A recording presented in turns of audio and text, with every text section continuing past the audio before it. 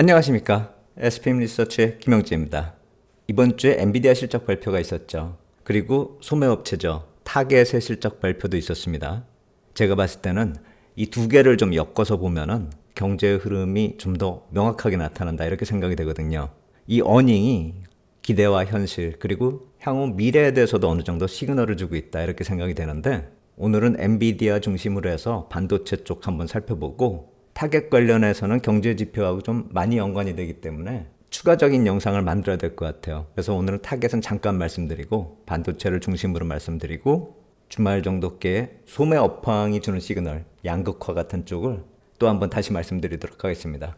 오늘 영상은 엔비디아 쪽 한번 살펴보면서 말씀드릴게요. 엔비디아 어닝 좋게 나왔죠. 지금 보고 계신 거는 엔비디아 홈페이지에 실린 내용입니다. 이번에 발표된 자기네 실적에 대해서 정리한 내용입니다. 매출이 350억 달러 기록했고 주당 순이익이 0.81달러, 지난 분기 대비 많이 좋아졌고 시장의 컨센보다도 좋았다 이겁니다. 그런데 주가 보면 뭐 그렇게 좋다라고 보긴 힘들 것 같습니다. 일봉보만 이렇게 흘러가고 있고요. 실적 발표한 날 좀 고점 치고 실적 발표가 반영이 되면서 이렇게 고점 찍고 밀리는 모습 나타났고요. 전체적으로 음봉이 나타났죠. 11월 초에 좀 상승한 다음에 그 다음부터는 그냥 박스권 안에 있다 이렇게 봐야 되겠죠. 11월 초에 이렇게 올라오면서 신고가를 낸 모습이긴 합니다. 근데 어닝하고 주가를 연결하면은 그다지 좋은 영향을 줬다 이렇게 보긴 힘들 것 같은데, 매번 어닝 때마다 엔비디아 주가는 이랬다 이렇게 볼 수가 있죠. 미리 반영이 되는 듯한 그런 흐름입니다. 시장의 컨센을 짙게 하는 그런 회사들이 많죠. 팩트셋도 있고 나스닥이란 기업도 있고요. 전망치가 짙은 남색입니다. 2023년도부터 이 전망치보다 실적이 계속 비트를 해오는 그런 모습이었습니다. 이번에도 마찬가지고요. 그리고 1년 뒤에 전망치까지 놓고 봤을 때 계속 성장을 지속한다 이렇게 나오고 있는데, 주가가 11월 달에 최근에 올랐었던 그걸 따져본다면은 예전 컨센이 이번 분기 주당 순이익이 0.7 정도 집계를 하고 있었습니다. 그런데 기업 실적 발표 날이 다가오면서 그 전망치가 계속 올라가는 그런 추세였습니다. 그것에 따라서 주가도 같이 올라온 겁니다. 얼마 전까지 주당 순이익이 0.7달러 이렇게 전망이 되었었는데 최근에는 0.75까지 올라왔고요. 그리고 실제로는 0.81로 발표가 됐죠. 0.75를 기대했었는데 0.81 이렇게 계산하면은 한 8% 정도, 컨센 대비 서프라이즈 비율이 8% 정도 된다 이렇게 계산할 수가 있습니다. 서프라이즈 비율이 종목 숫자를 얘기하기도 하는데, 그런데 여기서 나오는 퍼센트 서프라이즈는 전망치 대비 실제로 얼마나 더 증가했는가 그것을 나타내는데, 2023년 10월 같은 경우는 0.3을 기대했었는데 0.38이 나와서 26.67%나 더 잘 나온 거죠. 그런데 이게 기업 수익이 점점 증가를 하면은 이 서프라이즈 비율 자체는 낮아질 수밖에 없죠. 왜냐하면 수치가 같아도 이익이 증가하면은 서프라이즈 비율이 낮아질 수밖에 없죠. 0.3일 때 0.08하고 0.51일 때 0.08이 증가하는 것은 크게 틀리죠. 그러니까 기업 수익이 점차 증가하기 때문에 전망치보다 좋게 나오는 그 비율이 자꾸 낮아질 수밖에 없는 것이죠. 그러다 보니까 이제 성장률이 정점에 이른 게 아니냐, 이제 이런 얘기도 나올 수가 있는 것이고, 실적이 좋게 나와도 주가가 확 올라가는 그런 모습이 나타나기가 좀 힘든 그런 모습이 되는 거죠. 이번 분기에 0.7 정도 기대했었던 그 수치가 최근에 0.75로 올라오고 실제는 0.81이 나왔고요. 그리고 다음 분기 같은 경우는 0.76을 기대했었는데 이게 또 올라가겠죠 이제? 이번 분기에 0.81 나와가지고 이걸 넘어섰으니까요.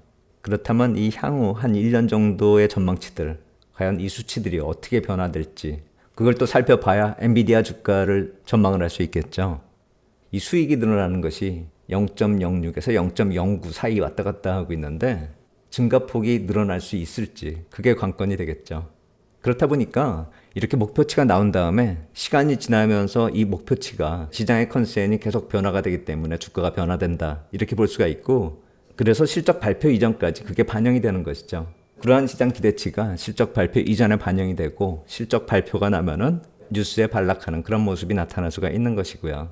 그 결과를 보면서 또 해석을 하기 때문에 향후 전망치가 기대를 어긋났다 뭐 이런 식으로 해석을 하기도 하는데, 향후 전망치에 대해서는 실적 발표할 때 프레스 컨퍼런스에서도 어느 정도 얘기를 하긴 하는데 그 이후에 분석 자료들이 또 나오죠. IB들이나 리서치 전문으로 하는 그런 쪽에서 리포트들이 또 나오겠죠. 수익 전망에서 전망치가 나오고요.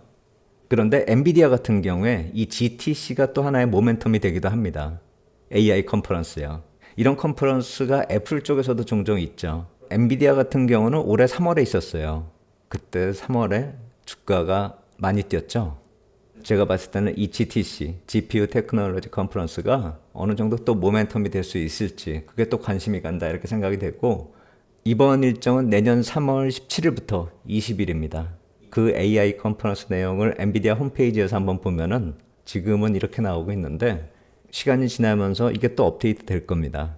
그러면서 어떤 내용이 나올지, 그리고 이러한 내용들을 가지고 향후 전망치가 또 나올 거예요. 아까 말씀드린 IB들이나 리서치 쪽에서 이런 내용을 가지고 회사 영업 흐름이나 수익 전망치를 또 업데이트 할 겁니다. 그렇기 때문에 그때 즈음해서 주가가 좀 변화가 클 것이다 이렇게 생각이 되고, 엔비디아 같은 경우는 그런 컨퍼런스가 주가에 미치는 영향이 좀 컸었다 이렇게 생각이 됩니다. 애플도 과거 성장이 좀 강했을 때는 그런 흐름이 나타났었는데 최근에는 좀 많이 약해졌죠. 아마도 엔비디아도 내년 3월에 이 주가 흐름, 그게 중요하다고 생각이 들어요. 계속 그러한 성장이 시장에서 좋게 평가를 받을 수 있을지, 올해 같은 모습이 또 내년에 나타날지 그걸 한번 살펴봐야죠. 이게 이제 반복이 되면 애플처럼 성장이 어느 정도 궤도에 올라온다면 엔비디아도 주가에 미치는 영향이 점차 약화되는 게 아닌가, 애플 같은 모습으로 이어지는 게 아닌가 그런 생각도 듭니다.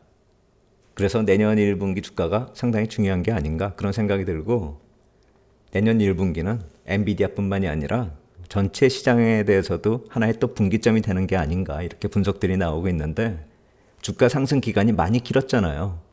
해외에서 분석치 나오는 것들 계속 보고 있는데 2월 조정 가능성이 많이 나오고 있는데, 또 그런 얘기가 많이 나와서 시장에 반영이 돼버리면 선반영되는 그런 측면도 있어서 실제로는 또 달라질 수 있겠죠.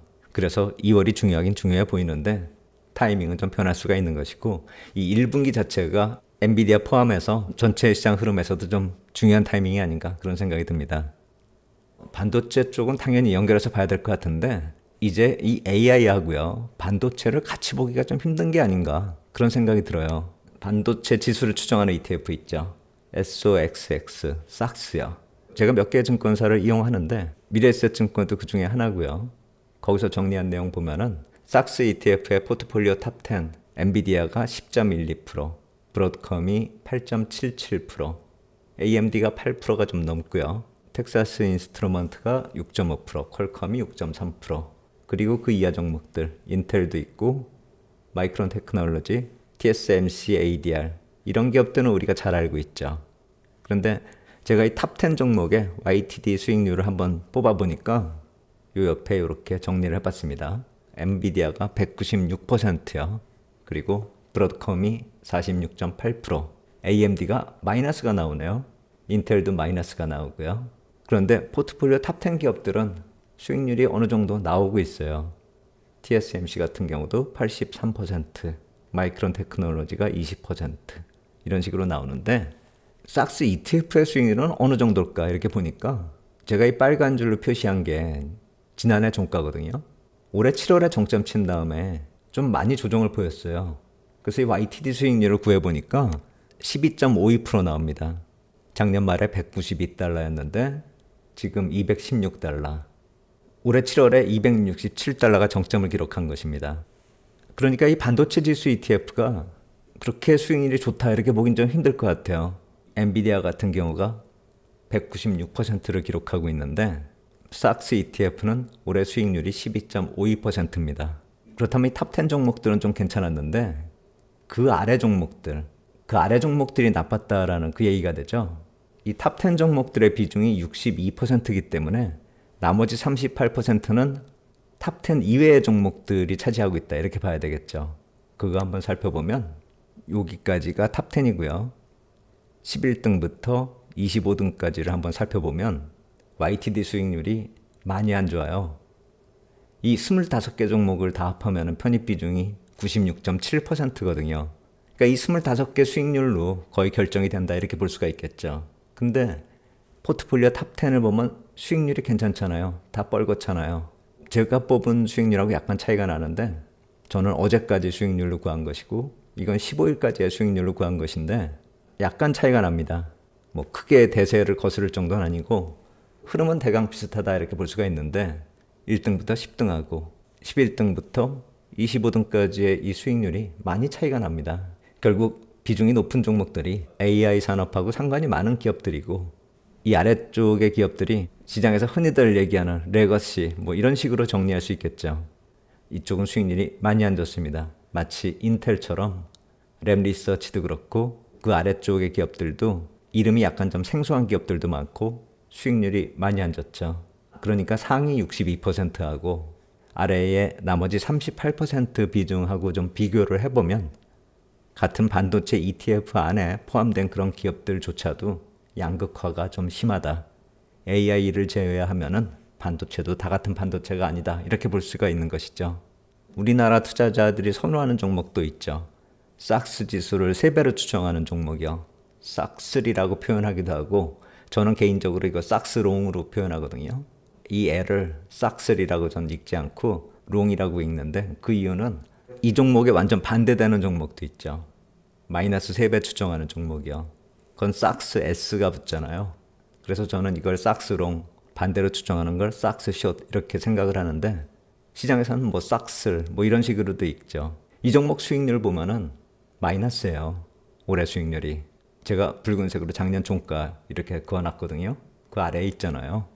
작년 종가가 31달러 그리고 어제 종가 22일 기준으로 놓고 보면 28.43달러 나오거든요. 9% 빠진 겁니다. 삭스는 12%가 상승을 했는데 만약에 3배 추정 단순하게 계산하면 37% 정도 나와야 되는데 그게 아니라 마이너스 10%가 나오고 있다는 점. 중장기로 놓고 봤을 때 중간에 이렇게 조정이 나오잖아요. 수익률이 많이 안 좋아지고 빨리 원위치가 되더라도 그 수익률의 차이가 생길 수밖에 없는데 등락이 자꾸 반복이 되면 수익률이 점점 벌어지죠. 그 단점이 있습니다. 그런데 이렇게 종목들마다 편차가 많은 그런 상황이고 반도체 산업뿐만이 아니라 전체적인 양극화 흐름이 계속 나타나고 있기 때문에 기업들별로 수익도 많이 차이가 날 겁니다.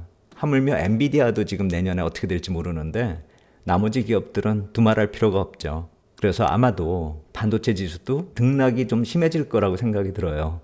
내년 같은 경우는 개인적으로 조정 가능성도 크다 이렇게 생각이 되는데 제가 달러 흐름 전망도 트럼프 대통령 취임식을 중심으로 해서 좀 반전이 나타날 수 있다 이렇게 말씀을 드리고 있는데 달러뿐만이 아니라 자산시장이 거의 비슷하게 움직일 가능성이 있다 이런 생각이 들어서 조정 가능성도 어느 정도 생각을 하고 있습니다.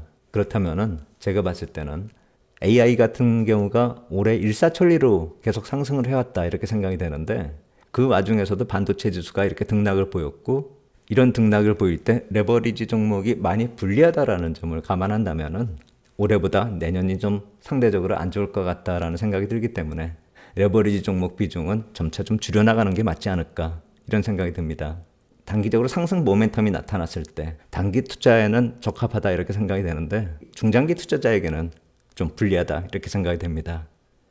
반도체 쪽에서도 이런 양극화 우리가 놓치면 안 될 것 같은데 제가 아까 타겟 말씀드렸죠. 어닝 시즌에 기업 실적들이 여러 시그널이 되고 있다 이런 생각이 드는데 반도체 ETF에서도 우리가 양극화를 찾을 수가 있잖아요. 근데 타겟 주가가 이번 주에 실적 발표하면서 폭락을 했습니다. 이 역시 마찬가지로 소비의 양극화의 시그널이다 이렇게 생각이 됩니다. 제가 이거 관련해서는 따로 영상을 만든다라고 말씀드렸잖아요. 소비 계층의 양극화는 여러 가지 사례로 우리가 찾아볼 수가 있습니다. 타겟과 아마존의 주가 차별화도 우리가 찾을 수 있고요. 그 세부적인 내용도 또 말씀을 드리겠고요. 그리고 소비 계층의 연체율 같은 것, 지금 보고 계신 건 카드론 연체율이거든요. 자동차도 그렇고 여러 가지 종류의 연체율, 경제 양극화가 만드는 안 좋은 경제 지표들이 좀 많죠. 그런 지표들이 기업 실적에도 반영이 본격적으로 되고 있다는 것입니다. 그게 대표적으로 이번 주에 타겟이었다는 것이고요. 제가 이 관련된 내용은 주말에 따로 작성해서 말씀드리도록 하겠습니다. 내용이 반도체하고 합쳐지면 너무 복잡해지기 때문에 따로 영상을 제작해서 말씀드리도록 하겠습니다. 이번 주에 나타났었던 기업 실적들 여러 가지 의미가 있는데 그 포커스가 되는 메인은 양극화다 이렇게 생각이 됩니다. 그리고 그것은 향후에도 계속 반복될 것이고 여러 가지 지표에서 우리가 찾아볼 수 있다는 것이고 그것을 경제 흐름하고 또 투자에도 적용해서 생각해 봐야 될 것이다 이렇게 생각이 됩니다. 주말에 다시 또 말씀드리도록 하겠습니다. 오늘 여기까지 하도록 하겠습니다. 감사합니다.